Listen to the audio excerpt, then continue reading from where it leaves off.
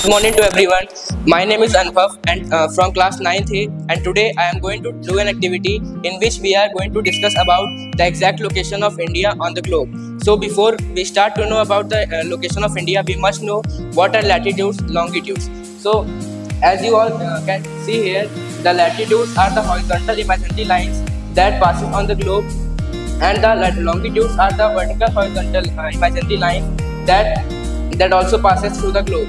So after knowing this, we should also know about the Tropic of Cancer, which is the main component in locating the India on globe and the standard meridian of India.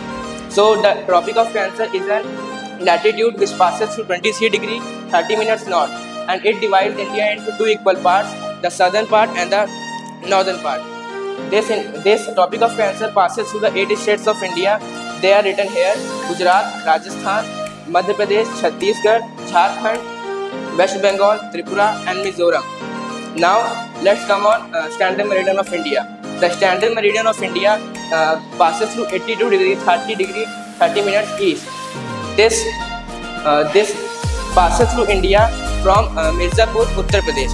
This helps us to decide the exact standard time of India, which remains constant for all over the people and all over the states in India. Now, with reference to all of these we have studied, now let's locate India on globe. The India is the southward extension of Asian continent, which lies in the northern hemisphere of globe.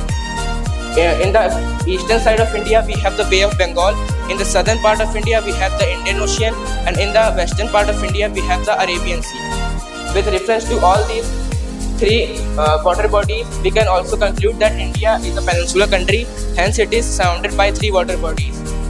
Now the outcome of this activity is that we will be able to now locate India on the globe with reference to all we have studied now. Thank you for watching.